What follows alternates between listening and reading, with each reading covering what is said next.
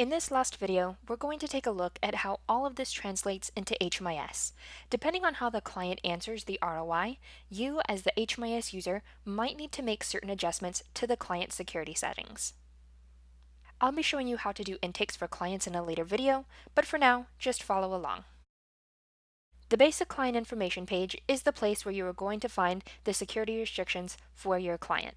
You should see them on the bottom of the page. Notice that the default is automatically set to Share Globally.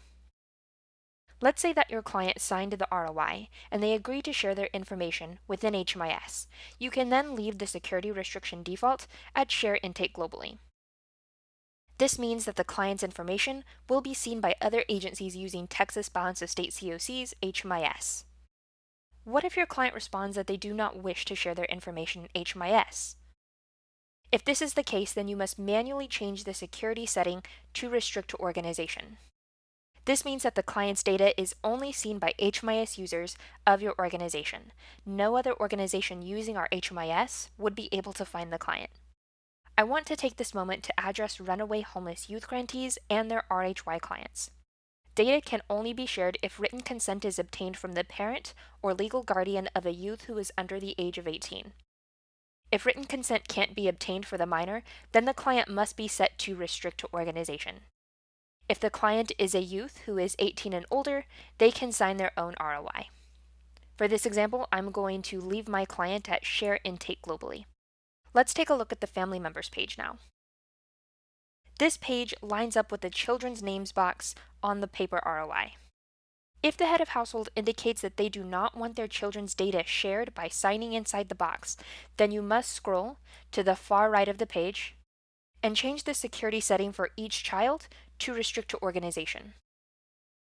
If the client leaves this line unsigned, then that indicates that they are willing to share their children's information.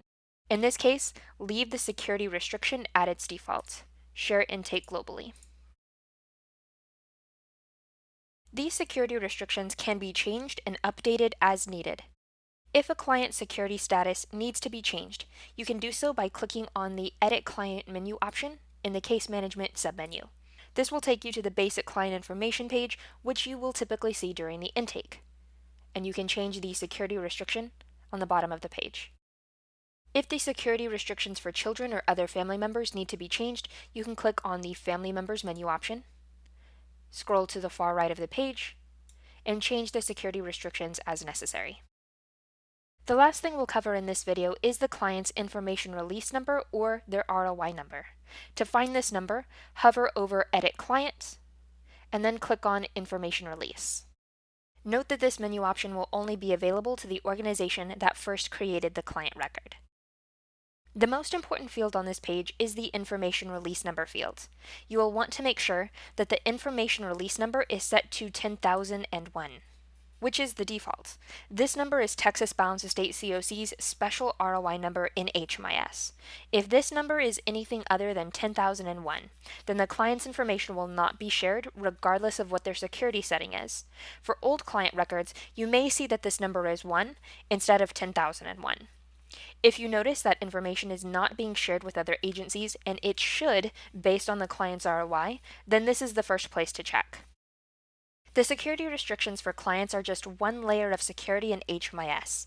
Services, referrals, goals, and enrollments can all be individually restricted, even if the client is not. This may be especially important for clients who may be receiving services and referrals for mental health or substance abuse treatments. For example, if a client is self-conscious or uncomfortable with a referral for Alcoholics Anonymous being shared, that individual referral can be restricted to the organization. This concludes the data security and privacy training. Thanks for watching.